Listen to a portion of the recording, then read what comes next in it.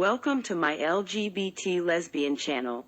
The series Checkmate, Stripper and Dance for Me are voiced for you in full history.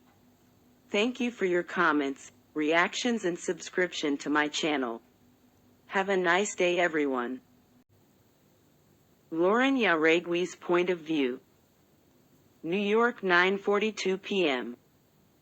The cold breeze that night made all the hairs on my body stand on end. I rubbed my hands on my arms covered by the thick black jacket for warmth. It was already late and I was still stuck to that police station. I shook my head and took the gloves off my hands to capture my little box where I had my cigarettes. I needed that to end my anxiety. It was winter. New York was covered by a thick and cold layer of snow. I particularly loved this time of year. I still could see some young kids playing war in the midst of all that ice in the next-door neighbor's house. Peter, the little one, saw me from afar and waved excitedly. "Hi, Lauren," the blond boy shouted. I smiled at him and waved. The boy turned his attention back to his friends and to what he was doing. I grabbed a cigarette to put it between my lips, capturing my small lighter drawn with the flag of the United States.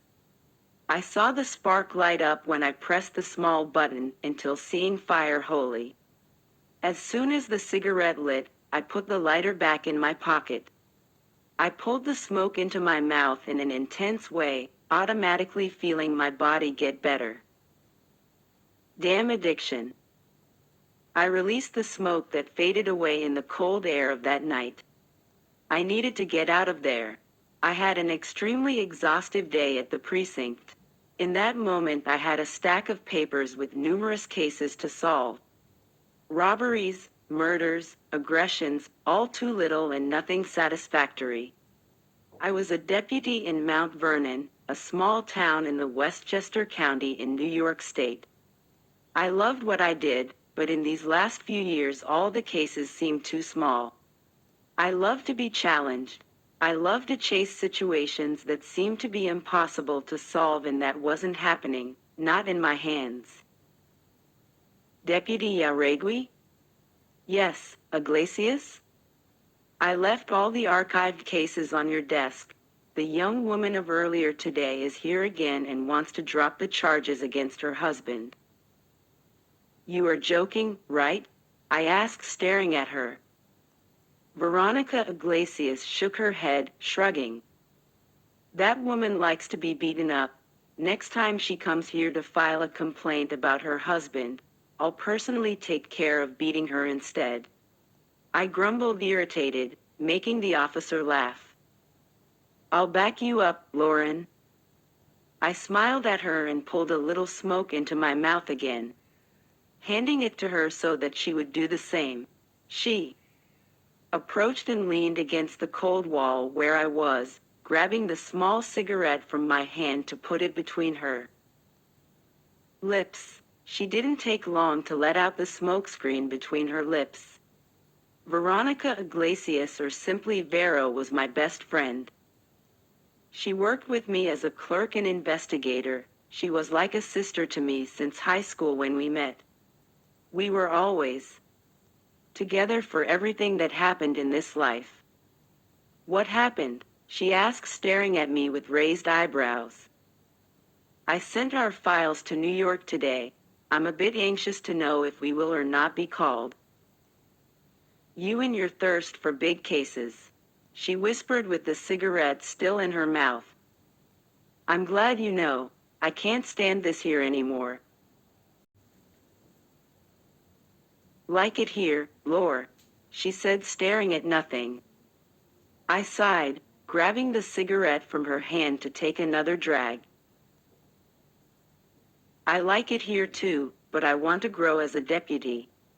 And in this town I won't be able to do that. I need something big. It might be hard, but I'm sure I can do it. And you too, Vero, I said sincerely. She shrugged and nodded. Look, have you ever stopped to think about us living in New York City? It will be incredible. Iglesias got somewhat thoughtful and smiled. It will be awesome, Yaregwil can't wait for it. She spoke excitedly, leaving me relieved. It would be weird to go somewhere else if Vero wasn't with me. I knew that we wouldn't stay together forever, but in our history as friends and police officers we were always a duo. Important cases, new places, new people, I said mischievously. New women, you mean? She spoke amid an amused laugh. Exactly. It will be incredible. I really want to go. She spoke confidently. We will, I'm pretty sure. I spoke looking into her eyes. I trust you. I smiled, giving one last drag on the cigarette, to throw what was left of it on the ground, stepping it with the tip of my shoe, which made it sink in the snow. It's already pretty late. What do you think of us going to Jared's bar to celebrate our future plans? She asked. It's a great idea. I need two things to keep me relaxed tonight. The day in this precinct wasn't one of the best. I huffed angrily.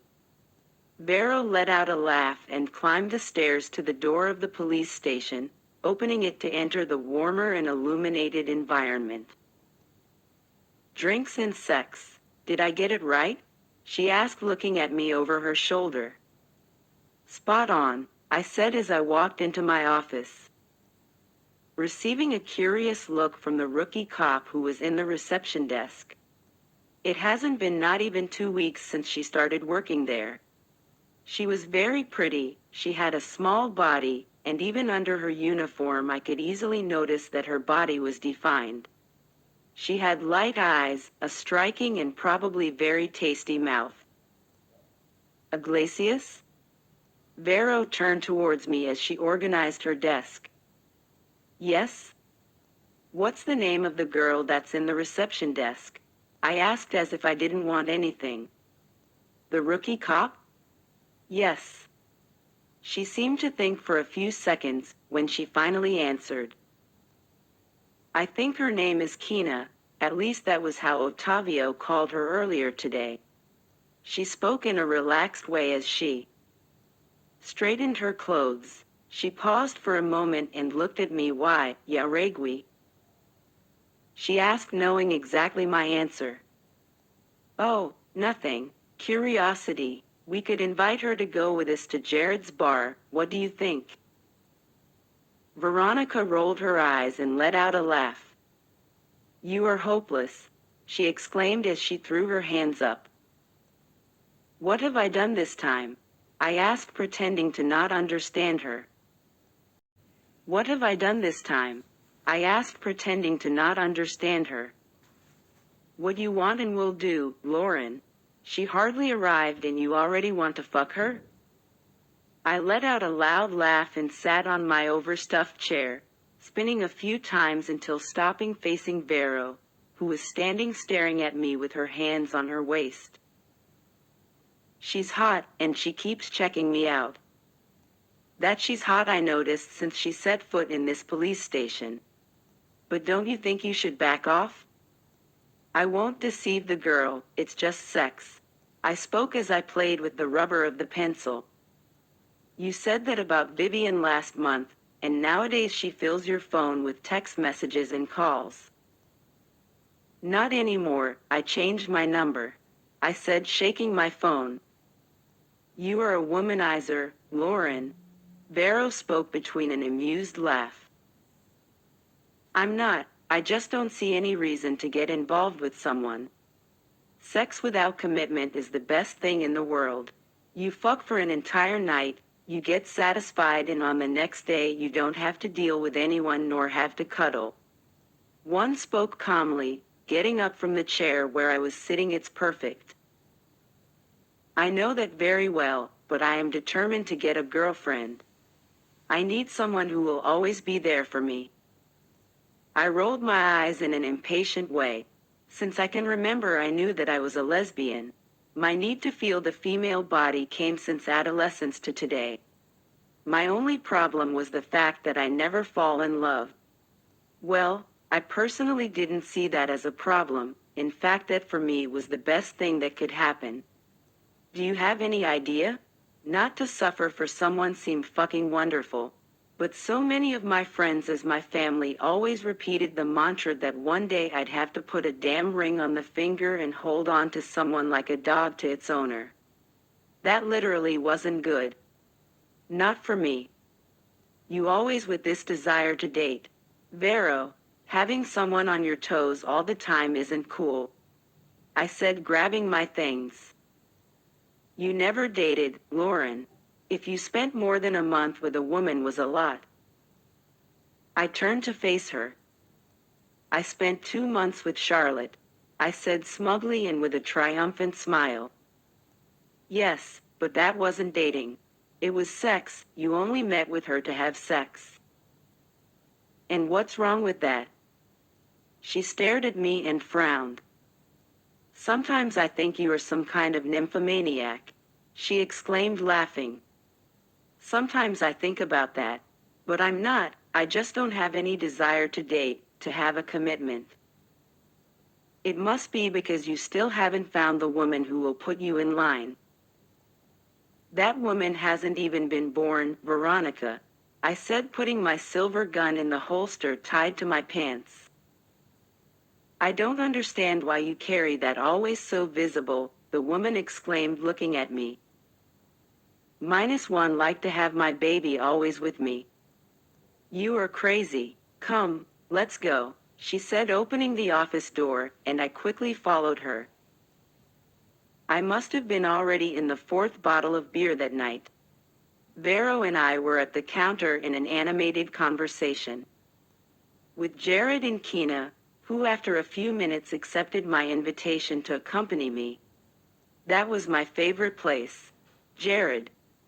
Drinks was always pretty crowded with beautiful and fully liberal people. Most of the times my conquests were from there. The place was located in the town center, near the busiest avenues. It had a rustic look, yet elegant. The wooden tables were scattered in strategic corners, due to the place's lighting. There was a small stage where a woman sang an engaging song, being accompanied by a great band. I remember that years ago that was nothing more than an old and abandoned warehouse. But with dedication and money, Jared brought a little bit of life to that dead town. I grabbed the small bottle of beer and brought it up to my lips to take a big sip. Thank you for inviting me, Lauren. Oh. If you like that I voiced the continuation of the series Stripper and want me to continue, please like and write a comment on the video. This will be an incentive to continue working on translation and dubbing.